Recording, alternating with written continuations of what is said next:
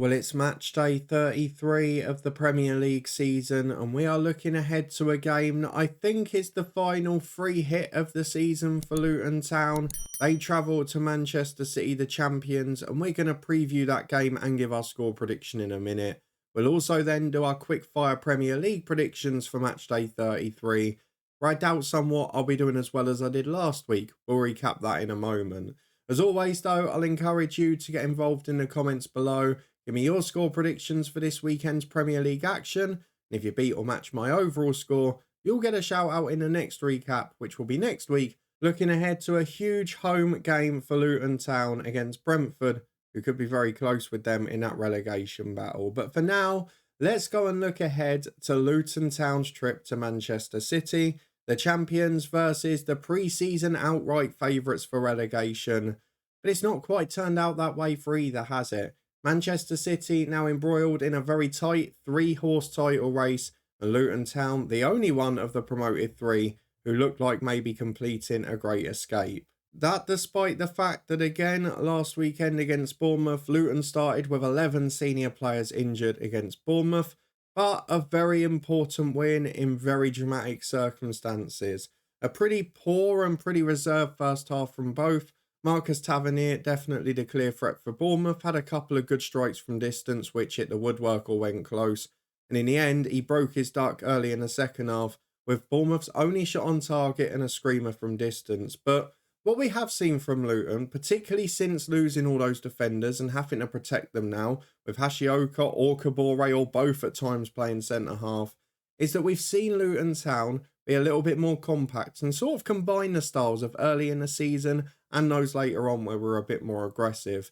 And it worked to an extent because Bournemouth didn't really open Luton up that many times. One great save from Kaminski, one great last-ditch challenge from Kabore, and to be fair, a couple of screamers from Marcus Tavernier that went close and on one occasion in. But otherwise, Luton's goal wasn't massively threatened and certainly wasn't as consistently threatened as we've seen at other times. And what happened in that second half after the goal is, in my opinion, possibly Rob Edwards' greatest performance so far this season, because with the greatest of respect to Luke Berry and to Fred Onyedinma, who obviously started the year on loan at Rotherham, who are now relegated from the Championship, those two were very much impact subs in the Championship last season, under both Nathan Jones and under Rob Edwards. What we saw on Saturday, though, was those two players come on and completely change a Premier League game, both in terms of the shape Luton went to, both of them playing to an extent in unfamiliar positions compared to recent times at Luton, and both of them having a huge impact on a crucial turnaround and win. A big praise to Jordan Clark for his first Premier League goal, which was a great finish, but Luke Berry for me set the tone. He went up front in a 4-4-2 alongside Carlton Morris, and the Bournemouth defenders didn't really know what to do because they seemed almost surprised he was playing up front. But also, because he was a natural midfielder, he was still dropping into spaces to hold up the ball well, winning little flicks and playing little clever passes. But the thing with that was that the Bournemouth defenders weren't always coming out with him, which opened up space. And then when they did, it left Carlton Morris 1v1, which he'd been craving all game. So that really worked out well from both points of view. I mean, immediately when they both came on, there was a little 1-2 between Onyedinma and Berry down the right, and it just set the tone, it got the crowd up, and it made a real difference. In the end, Luton battered Bournemouth for the last half an hour. I think that's fair. Managed 8 of their 9 shots on target after that point. Morris had forced a brilliant save from Neto just before the opener. And the first goal sort of summed up Luton Town this season, didn't it? I mean, going through a 4-4-2, but Luke Berry winning a tackle to get an assist for Jordan Clark for his first Premier League goal. It's that never say die attitude, and it was the perfect example of it. Carlton Morris in the 90th minute popping up with a crucial goal. And again, he's taken a lot of flack this year, Cauley Woodrow, but he came on with a few minutes to go. Probably a little frustrated that Luke Berry's gone on up front ahead of him. But it was the right decision again. Cauley Woodrow drifting wide to the left, putting in an unbelievable cross, and his technique's never been in doubt. The physicality for the Premier League, perhaps. Being able to stay consistently fit since he returned to the club, perhaps another question. But that technical ability is in, no doubt. And that's now a crucial winner in the FA Cup at Everton, a crucial equaliser at Palace, and a massive ball in for Carlton Morris. It was pinpoint, the two former Barnsley strikers combining, and Morris gets the 90th minute Luton winner. Couple of hairy moments after that, but I want to highlight a minute just before from the unsung hero of the day for me, because at 1-1 just before that, Issa Kabore, now playing right back after playing at centre-half for the first hour, makes an unbelievable last-ditch challenge and block, takes the ball, takes out Kaminsky and the lot. And it was just that attitude. And for me, he was the best player on the pitch. I know a few will have had Mengi at the back there as well. Burke was unbelievable coming back from injury. And look, they're all running on empty, the centre-halves. But for me, Kabore, who sadly can't play this weekend because he's on loan from City, I'm starting to adore him. I hope we do get to keep him because his attitude's fantastic. He's played everywhere, including his own position and several of them out of them. And he's done brilliantly in all of them. He has his odd moments, of course. He's a young player on loan learning his trade, but he's been fantastic. And at the weekend, he was remarkable for me at the back.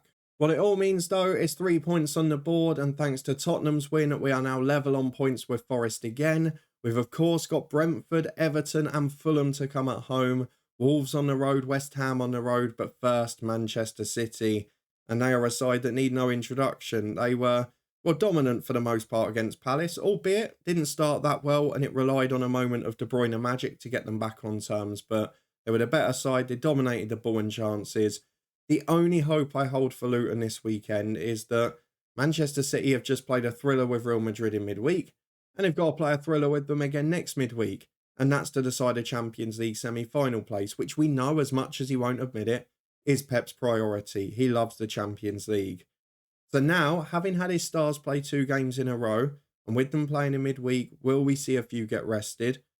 It's almost not going to be a pleasant experience for Luton, even if they do, because the players they're bringing in, the players that haven't started both of those games, like the Palace game, Foden and Doku were rested. In midweek, we saw a bit more rotation as well. Whoever comes in, they're going to be phenomenal, as we saw with the City game against Villa. Of course, we did give them a good game at Kenilworth Road earlier in the year where they dominated the ball, but we managed to contain them largely. The man we really struggled with, though, was Erling Haaland in the FA Cup tie a couple of months ago. So I would imagine, even if City do rest a few, they'll probably start Haaland and then maybe try and get ahead in the hour mark and rest him. And I wouldn't be shocked if that happens. The flip side of that is that Luton haven't lost a Premier League game by more than 3 this year. I've got a feeling, as much as I hate to say it, that could change, because if there's any injury risk in the defenders, they've got to be rested for this game. We know Kabore can't play, who's about the only defender who's just stayed fully fit all year. So we are going to be incredibly short at the back. It was great to see a few players in the open day getting a bit of training in, maybe with a little bit of a hope, or a glimmer of hope at least, that they'll play this season. But for this game, just because Luton will have a very, very makeshift defence, I don't think it's going to go ridiculous like 6, 7, 8, because I think if City get 3 or 4 up, they're going to rest players. They're going to have to for the midweek game against Real Madrid. Luton just need to get through it unscathed. It doesn't matter what the score is. If there's no injuries, we're ready to go against Brentford. As a result, I'm going to go for City to win, and win very comfortably. I hope we get the shock of a lifetime. I hope Pep decides that the Real Madrid game is far more important. But I'm going to go for Manchester City to win on this occasion by 4-0. Luton's heaviest defeat of the league season and joint heaviest in all competitions with the City Cup game from February. So that's my prediction for the weekend's fixture with Luton, but we've got a whole Premier League match day to look ahead to, and to do that, we've got to have a look back at what happened in match day 32, where, I hate to say it, but I did steal the show this time. 4 perfect scores out of 10, including Luton's 2-1 win against Bournemouth. In addition to that, I called Everton's 1-0 win against Burnley, West Ham's 2-1 win at Wolves, and Spurs' 3-1 win at home to Forest. Points also for the away wins for City and Brighton, where I wasn't that close to a perfect score in a City game. But 14 points overall for me leaves me top of the table this weekend. 11 was the next closest, but this weekend, you've got a chance to catch and beat me. I very rarely win 2 match days in a row. To get your predictions in for match day 33. As you do so, let me show you what I've gone for. These are my results for this weekend, and I've gone for pretty much goals galore everywhere. Only 2 teams not to score away from home. As you know, Luton are one of them. I've gone for the early kickoff on Saturday and Newcastle to pip Spurs by 3-2. A really exciting game in prospect. Spurs will come out. Newcastle, very good on the counter at home. Really poor at times defensively against pace, particularly with the players they have got left back there. So I just think it's going to be a thriller. Bit like that West Ham game a few weeks ago. I'm going to go by 3-2. Brentford Sheffield United is the first of the 3 PM kickoffs, and the visitors deserve a bit of credit. They're showing some fight, they're picking up some results, and they've found a way to have a bit more of a goal threat recently. We know they're better away from home generally. We know the pressure will be on Brentford here. And I just look at it and think, well, if Sheffield United get the first goal, it will get nervy because Brentford, they're in that battle. People will expect them to win. Of course, for Luton, looking ahead to next week, the ideal result would be a Sheffield United win. We beat Brentford. It's all very close again. That would be the ideal 2 weeks. But for me, I'm going to go for a 2-2 draw here. I just don't know if Sheffield United are solid enough defensively to win a game. Burnley-Brighton, much the same. I can see Burnley having a real go here. I wouldn't be shocked if they won it. I'm going to go for a 1-1 draw. Brighton, not been at their best away from home this season, and I can see that continuing there. Manchester City Luton, you know I've gone for a 4-0 home win. Forest v Wolves, very hard one to call. Cunha back off the bench last week, really important for Wolves, having a focal point, someone who they can run through rather than a teenager up front. They were of course unfortunate late on against West Ham in most people's eyes. We're not going to get involved in that VAR chat today. But both sides, in truth, struggling for goals most of the time. A lot of draws between them this season. I'm going to go for a 1-1 draw for Forest Wolves, but ideally, again, a Wolves win would be good for Luton. Bournemouth United in a late kickoff.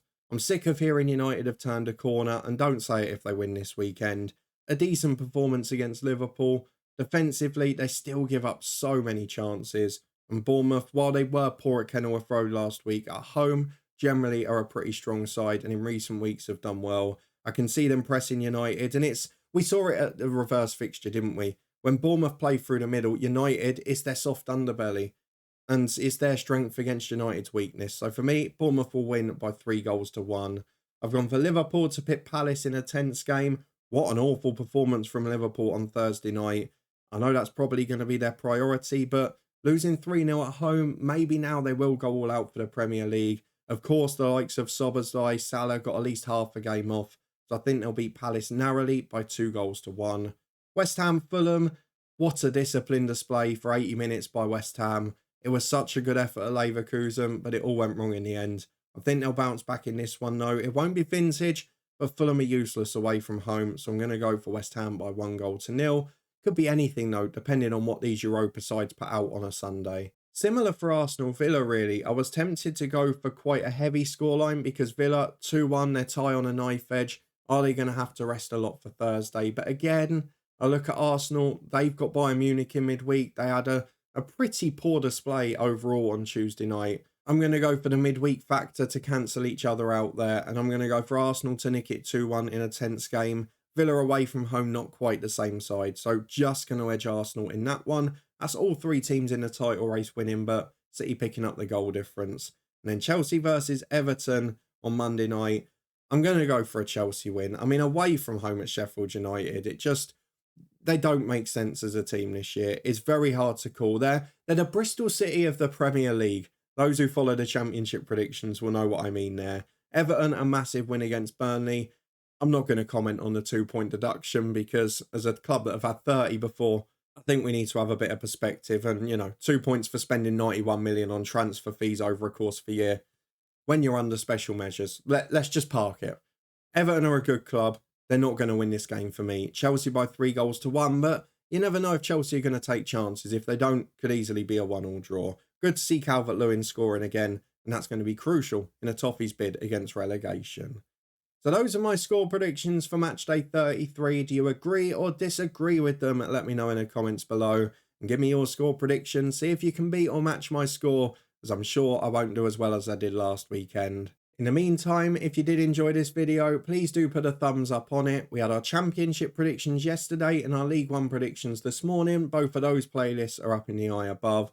We're also going to have a midweek championship special coming on Sunday night, looking ahead to Tuesday's big game between Southampton and Preston, crucial in the battle for promotion and the playoffs as teams look to get to the Premier League for next season.